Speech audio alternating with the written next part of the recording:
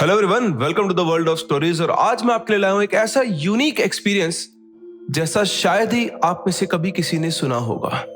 Revenge यानी बदला। Revenge लेने के लिए इंसान किसी भी लिमिट को क्रॉस कर सकता है, लेकिन क्या ऐसा भी हो सकता है जो आज की हमारी कहानी के अंदर हुआ? आइए बढ़ते हैं और देखते हैं एक बड़ा यूनिक एक्सपीरियंस जो शायद ही आप में से किसी ने कभी सुना हो। कहानी में आगे बढ़ूं, लेकिन उससे पहले अगर आप लोगों के पास भी ऐसे कोई रियल इंटरेस्टिंग एक्सपीरियंस है या फिर हॉरर स्टोरी है तो आप मेरे साथ शेयर कर सकते हैं इन दिए गए हैंडल्स के ऊपर। आइए बढ़ते हैं अपनी कहानी में। तो ये जो कहानी है ये है यूपी से। तो यूपी के सरसपुर शिकोहाबाद से ये कहानी है जो शेयर किया मेरे साथ अनूप ने, और उनके कजन ब्रदर के साथ ये सब हुआ, जिनका नाम है कौशल। जब कौशल का बर्थ हुआ था तो उसके जन्म के टाइम पर ही उसकी जो बैकबोन है, जो रीढ़ की हड्डी है, उसके एंड पर उसके स्किन पे एक छोटा सा दाना सा था, बिल्कुल एक मक्के के दाने के बराबर, जो मेज सीड होता है, बिल्कुल उसके साइज का एक छोटा सा उसके स्किन के ऊपर उभार सा था। तो छोटा बच्चा है, पैदा होता है, जब कभी कभी ऐसा कुछ बच्चों के अंदर ऐसे छोटे छोटे डिफेक्ट्स होते हैं तो लोगों ने उसके ऊपर ध्यान नहीं दिया। लेकिन जब कौशल 2-3 महीने का हुआ तो उसका जो दाना था, उस दाने का साइज बढ़ना शुरू हो गया। फिर से सबने देखा तो उन्होंने इग्नोर किया कि ठीक है, अपने आप ही एज के साथ शायद ठीक हो जाएगा। लेकिन जब वो करीबन 5-6 महीने का हो गया तो उसका जो वो दाना था, वो एक छोटी जो बॉल होती है ना टेबल टेनिस खेलने वाली, उस साइज का वो ट्यूमर हो चुका था। तो गांव में कुछ लोग हैं पढ़े लिखे, उन्होंने देखा, उन्होंने कहा कि यार तुम लोग ना रिस्क मत लो, ये ना कैंसर का ट्यूमर हो सकता है, तुम एक काम करो, इसको आगरा ले जाकर दिखाओ। तो आगरा का जो सिटी हॉस्पिटल है वहां पर तुम इसको ले जाकर दिखाओ। तो लकीली जब इन्होंने डिसाइड किया आगरा जाकर उस बच्चे को दिखाने का, तो उस टाइम पर एम्स दिल्ली के एक सर्जन वहां पर आए हुए थे जिनका नाम था ऋषि।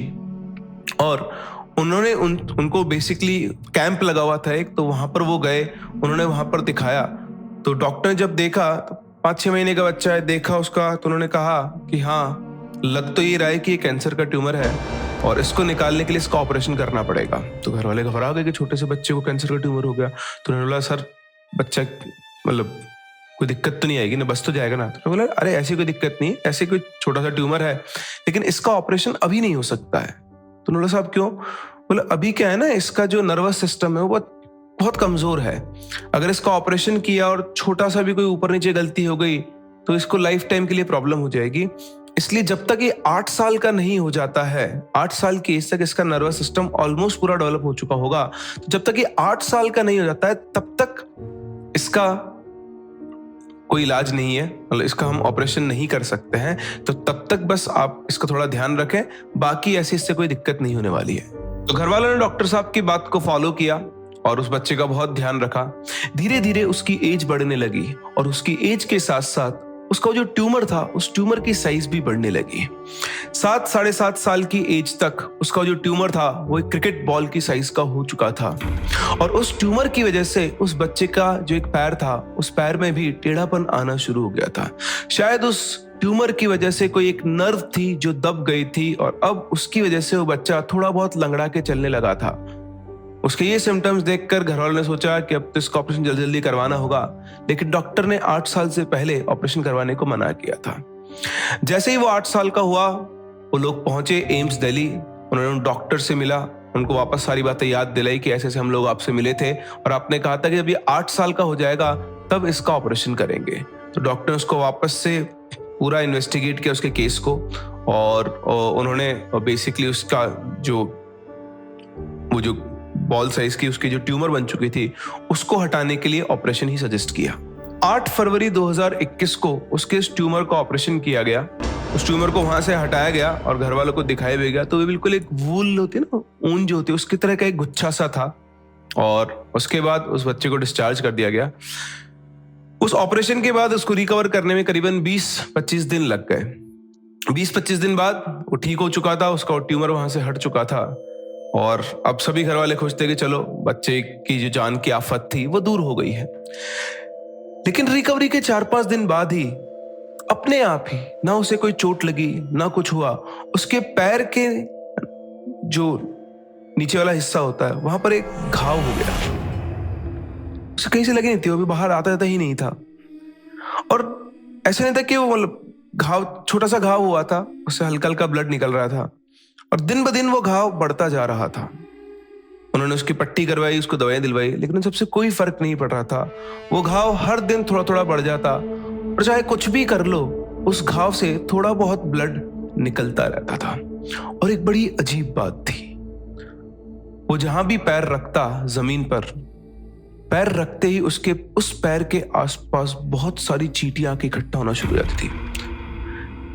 चाहे आसपास चींटी हुई ना, लेकिन जैसे ही वो अपना पैर रखता है, उसका ब्लड वहां पे गिरता, उस ब्लड के चारों तरफ बहुत सारी चींटियां इकट्ठा हो जाती। कई बार जब वो सोया रहता तो उसके पैर के आसपास, घाव के ऊपर चींटियां घूमने लग जाती थी और दर्द से जब चिल्लाता तो उनको हटाया जाता था। घर वालों को लगा कि हो सकता है इस लड़के को डायबिटीज है, इसी वजह से इसका खून मीठा हो गया है और जहां भी इसका खून गिरता है वहां पर चींटियां इकट्ठा हो जाती है। तो हम सब करने वाले हैं, उसका डायबिटीज का टेस्ट करवाया गया। डायबिटीज का जब टेस्ट हुआ तो उसको डायबिटीज नहीं थी, उसके शुगर लेवल्स बिल्कुल नॉर्मल थे। फिर एक रात की बात है, कौशल अपने बेड पे सोया हुआ था, उसके साथ ही उसका भाई ऋषभ भी सोया करता था। तो रात को ऋषभ की आंख खुली तो उसने देखा कि कौशल अपने बेड पर नहीं है। तो उनका जो रूम था उससे उनके घर का आंगन साफ साफ दिखता था। जैसे उन्होंने खिड़की से देखा बाहर, तो देखा कि उनके घर का मेन गेट खुला हुआ है और बाहर कौशल खड़ा हुआ है। बिल्कुल ऐसे सीधा खड़ा हुआ है, ना कुछ बोल रहा है, बस एक तरफ देखे जा रहा है। ऋषभ चल के उसके पास पहुंचा, उसने उसके कंधे पे हाथ रखा और पूछा, कौशल क्या हुआ? इतना बोलते ही वो धड़ाम से बेहोश होकर नीचे गिर गया। ऋषभ ने फटाफट से कौशल को उठाया, अपने घर पे लेकर आया, उनकी जो चारपाई थी उस पर लिटाया और उसके बाद सारे घर वालों को वहां पे बुला के लाया। उसने बताया कि कैसे ये रात को उठकर घर के बाहर चला गया और पता नहीं कहां एक टक देखे जा रहा था। इतनी देर में कौशल को भी होश आया, वह उठा। तो उन्होंने कौशल से पूछा कि बेटा क्या हो गया, तो बाहर क्यों गया था? तो उसने बोला कि मैं जब सो रहा था तो मेरी ऐसे एकदम से आंख खुली तो एक बूढ़ा आदमी कमरे के बाहर खड़ा था, कमरे के गेट पर, और वो मुझे ऐसे बुला रहा था। मुझे पता नहीं क्या हुआ, मैं उठा और उसके साथ साथ जाने लगा। वो आगे आगे चल रहा था और मैं उसके पीछे पीछे चल रहा था। उसके एक हाथ में कोई पीछे चीज छुपी हुई थी और बस वो मुझे इस तरह से बुला रहा था। फिर घर के बाहर जाके वो खड़ा हो गया, मैं भी वहीं जाके खड़ा हो गया और उसके बाद मुझे कुछ भी याद नहीं है। अगली सुबह पूरे गांव में बात फैल गई और आप तो जानते हैं गांव में जब ये बात फैली तो गांव का हर इंसान इनके घर पे आया बच्चे से मिलने, पूछने क्या हुआ क्या नहीं हुआ। तो एक बूढ़े बाबा थे, वो आए और उन्होंने इनके पिताजी से कहा कि बेटा अगर ऐसा कुछ हो रहा है तो बच्चे को गति आश्रम में दिखा लो। गति आश्रम इटावा के अंदर है, जो इनके गांव से 90 किलोमीटर के आसपास है। तो इनके पिताजी ने कहा ठीक है बाबूजी, और अभी 2 दिन कुछ काम है, 2 दिन के बाद इसको मैं गति आश्रम दिखा लाऊंगा। तो उन्होंने कहा बेटा जरूर दिखा के आना, अगर ऐसी कोई बात होगी तो वहां पे जो गुरुजी हैं वो इसको ठीक कर देंगे। ठीक है। नेक्स्ट नाइट फिर से सेम इंसिडेंट रिपीट होता है। रात को करीबन 2 बजे के आसपास कौशल वापस से अपने बेड से उठता है, बाहर जाता है और गली के अंदर जाके खड़ा हो जाता है। इस बार ऋषभ भी जागा हुआ था। ऋषभ उसके पीछे पीछे जाता है और देखता है कि कौन है जो उसे बुला रहा है। ऋषभ को कोई दिखाई नहीं देता है, लेकिन आज एक और अजीब बात हो गई थी। आज उसे कौशल के पैर मुड़े हुए दिखाई दे रहे थे। जो नॉर्मल इंसान के पैर होते हैं उससे एक अलग एंगल पर उसके पैर मुड़े हुए थे। वो वापस से कौशल के पास गया, जैसे उसने कंधे पे हाथ रखा वो फिर से बेहोश हो गया। वो कौशल को उठा के चारपाई पे ले आया और उसने देखा इस बार उसकी पीठ पर कुछ निशान भी बने हुए थे, जैसे किसी ने उसको मारा हो। ऋषभ ने इस बार किसी को कुछ नहीं बताया, वो चुपचाप कौशल को साथ लेकर सो गया और सुबह उठा और उठते ही उसने अपने घर वालों से बोला कि आप लोग को जब जाना हो तब जाना, मैं इसे लेकर गति आश्रम जा रहा हूँ। उसने उसको लिया, वो गति आश्रम पहुंचा और वहां पहुंचकर उन गुरुजी से मिला और उन गुरुजी को उसने सारी बात बताई। गुरुजी ने कहा बेटा तुम चिंता मत करो, सब अच्छा होगा। गुरुजी ने भाई को मतलब ऋषभ को सामान लाने को कहा। उन्होंने कहा कि यहीं पे हम हवन करना होगा, तो सामान लेकर आए और हवन स्टार्ट हुआ। हवन में टोटल 4 लोग थे, एक गुरुजी, एक ऋषभ भैया, उनकी वाइफ और एक कौशल। तो हवन शुरू हुआ, एक तरफ ऋषभ भैया बैठे, बीच में कौशल था और उस तरफ उनकी वाइफ थी। और गुरुजी ने बोला कि मैं जैसे ही मंत्र खत्म करूं आप लोगों को आहुति देनी है हवन में और स्वाहा बोलना है। बोला ठीक है। हवन शुरू हुआ, पहला मंत्र बोला गया, सबने आहुति डाली स्वाहा, दूसरा मंत्र बोला गया, तीसरा बोला गया। सभी लोग, तीनों के तीनों लोग आहुति डाल रहे थे। जैसे ही 7वां मंत्र खत्म हुआ, गुरुजी, ऋषभ और उसकी वाइफ तीनों ने आहुति डाली, लेकिन कौशल का हाथ आहुति डालने के लिए आगे नहीं आया। उन तीनों को लगा छोटा बच्चा है, 9 साल का ही तो है, ऐसे ही आहुति नहीं डाल रहा होगा। तो गुरुजी ने उसे कहा बेटा आहुति डालो। कौशल ने गुस्से में कहा नहीं, कभी नहीं। ऋषभ को उसका बिहेवियर समझ में नहीं आया, उसने उसका हाथ पकड़ा और उससे आहुति डलवा दी। अगले मंत्र पर फिर से जब आहुति डालने का टाइम आया तो कौशल ने फिर से आहुति नहीं डाली। कौशल का चेहरा पूरा गुस्से से लाल हो चुका था। जैसे आहुति डालने की बारी आई, वो छटपटाने लगा, चारों तरफ से घूमने लगा। उसे इतना गुस्सा आ रहा था कि उसके सामने एक पानी से भरा हुआ कलश रखा था। उसने वो कलश उठाया और पूरा हवन के अंदर डाल दिया। डालते हवन बुझ गया। ऋषभ भाई ने जैसे उसका बिहेवियर देखा, उसको डांट लगे, कौशल ये क्या हो रहा है? तो गुरुजी ने उनको बीच में रोक दिया, रुको, ये तुम्हारा भाई नहीं है, इससे आराम से बात करो। गुरुजी ने कौशल की तरफ देखा और उससे पूछा, कौन है तू और इस छोटे बच्चे को क्यों परेशान कर रहा है? गुरुजी की बात सुनते ही उसने गुस्से से गुरुजी की तरफ देखा और जोर से सा और फिर अपना मुंह चुप बंद करके चुपचाप बैठ गया। गुरुजी ने उसको फिर से बोला, बता कौन है तू? उसने अपना मुंह बंद किया था, छोटे बच्चे बंद करके बैठ जाते हैं, और वो कुछ भी नहीं बोल रहा था। गुरुजी उठे, उनके हाथ में एक छड़ी थी। उन्होंने ऋषभ से बोला पीछे मत आना। गए और उस छोटे से 9 साल के बच्चे को उन्होंने पीटना शुरू किया। ऋषभ का दिल पसीज रहा था जब उसके भाई को छड़ी पड़ रही थी, लेकिन जो वो देख रहा था हर रात होता था, उसे उससे छुटकारा दिलाना चाहता था। पता नहीं ये तरीका गलत है या सही, बट 7-8 छड़ी पड़ने तक उस बच्चे को कोई असर नहीं हुआ। आप सोचो, एक 9 साल के बच्चे को अगर आप एक छड़ी मारो तो कितना फूट फूट कर रोएगा।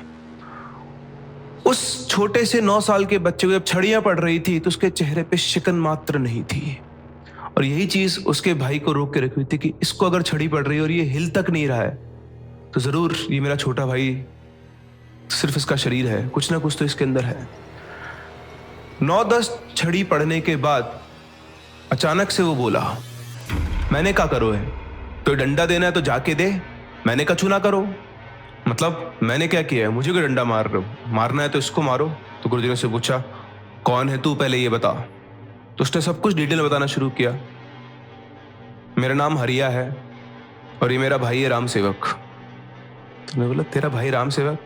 हाँ, हम दोनों गांव में खेती किया करते थे। एक दिन राम सेवक मेरे पास में आया और मुझसे कुछ पैसे मांगे। मैंने उसको पैसों के लिए मना कर दिया। जैसे मैंने इसको पैसों के लिए मना किया तो ये गुस्से में आया और उसने घर में रखी हुई कुल्हाड़ी से मेरी कमर के ऊपर बहुत तेज मारा और मुझे घर के पीछे फेंक कर चला गया। मेरे शरीर में 3 दिन तक जान रही, मेरे पूरे शरीर को चींटियां काटती रही, लेकिन ये देखने भी नहीं आया कि मैं जीवित हूं या नहीं। 3 दिन बाद मैंने अपने प्राण त्याग दिए और तभी से मैंने सोच लिया था कि मैं इससे बदला जरूर लेकर रहूंगा। लेकिन उस जन्म में मैं इसका कुछ भी नहीं कर पाया। जिस दिन इसकी मौत हुई उसके बाद ये इस घर में इस बच्चे के रूप में आया, और जिस दिन इसने जन्म लिया मैं भी जाकर इसकी कमर पर बैठ गया, ठीक उसी जगह जहां पर इसने मुझे मारा था। और अब मैं इससे अपना बदला जरूर लूंगा, लेकिन मैं इसे अभी नहीं मारूंगा। इसने जब मुझे मारा था वो मेरा जन्मदिन था और मैं उस समय 28 साल का था। मैं भी उसको इसके 28वें जन्मदिन पर ही मारूंगा। और मैं तो बाहर आता भी नहीं, मैं इसके साथ जन्म से था, लेकिन मैं जहां बैठा था तुम लोगों ने वो जगह हटा दी, इसलिए मुझे बाहर आना पड़ा। लेकिन चाहे कुछ भी हो जाए, इसको मुझसे कोई नहीं बचा सकता है। गुरुजी और बाकी दोनों इसकी बात बहुत ध्यान से सुन रहे थे। उसके बाद गुरुजी ने उसकी तरफ देखा और कहा, देखो, इसने जो भी किया वो पिछले जन्म की बात थी। इसने जो भी किया वो उस समय गुस्से में किया। अब ये एक अपने नए जन्म में एक छोटा सा बच्चा है, तुम इसे छोड़ दो। इसमें इस बच्चे की कोई गलती नहीं थी, जो भी हुआ वो पिछले जन्म में हुआ था। उसने कहा, नहीं, मैं नहीं जाऊंगा, मैं अपना बदला जरूर लेकर रहूंगा, और जब ये 28 साल का होगा उस दिन मैं इसको मारूंगा। फिर वो एकदम जोर जोर से हंसा और उसी के साथ साथ कौशल बेहोश हो गया। गुरुजी फटाफट कौशल के पास गए, उसके सिर पर भभूत लगाई। उन्होंने ऋषभ को ताबीज दिए पहनने के लिए, और उसके बाद उन्होंने उससे कहा कि देखो, ये जो भी है अभी हम इसका कुछ भी नहीं कर सकते हैं, हमें इंतजार करना होगा।